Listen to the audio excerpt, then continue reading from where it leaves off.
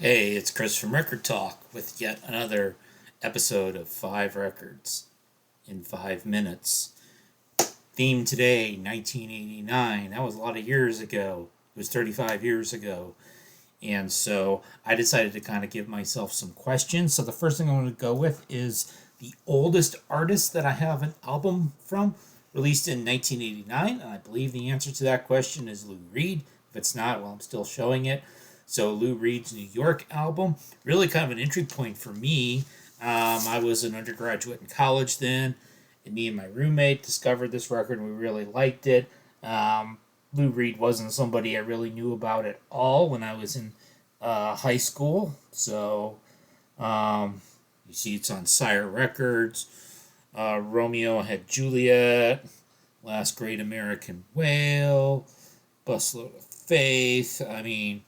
I think it's one of the highlights of his career. If I was ever going to do a ranking the albums of Lou Reed, it would certainly be a top 5 for me. I don't think it'd be number 1, but it would be close, maybe top 3. So youngest group that I have an album from 1989, I believe, is the Ocean Blue. I mean, they look young because they were young. My understanding was they were pretty much out of high school. And if you heard the Ocean Blue on like 120 minutes, because where else would you have heard the Ocean Blue, you would have said, wow, they must be from England. They sound so English. They kind of sound like the Smiths, but not quite as self-absorbed as Morrissey. And look, just like Lou Reed, they're on Sire Records too. And so David Shelzel, he was the main guy of this band.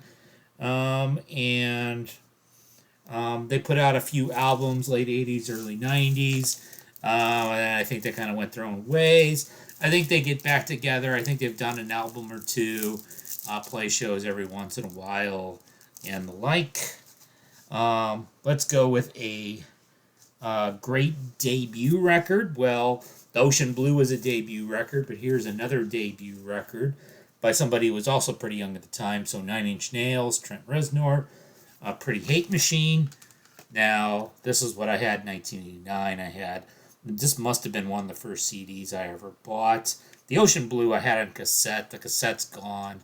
I rebought that reissue album a few years ago. But I listened to Pretty Hate Machine a lot in 1989, 1990 or so. I haven't listened to it so much recently, but if you're of a certain age, you probably know this album. And of course, Trent and the guys went on to have a pretty solid career, kind of popularizing that industrial sound. Now, another question I gave myself is somebody who came from another band. And so Mick Jones, of course, was in The Clash, but The Clash were done by 1989. And so he had a group called Big Audio Dynamite, Megatop Phoenix, and this is a CD I really, really like. This is my favorite Big Audio Dynamite. I've never gotten it on any other format besides the CD that I've had for a long time as well. Rewind, Union Jack, Dragontown, James Brown, Mix a Hippie Burnin', The Green Lady. I mean, this is really, really a good album. And look, it's D, D, D. So all you analog-loving audiophiles will cringe.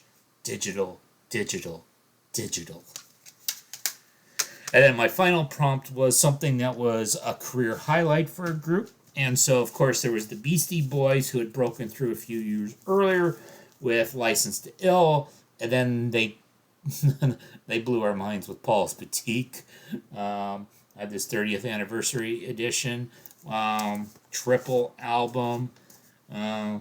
So it's got this Beastie Boys looking like a rainbow Capitol label, and really the Beastie Boys at their craziest, at their peak with like crazy raps, crazy samples, but not just. Was it a triple album? Maybe it's just a double album.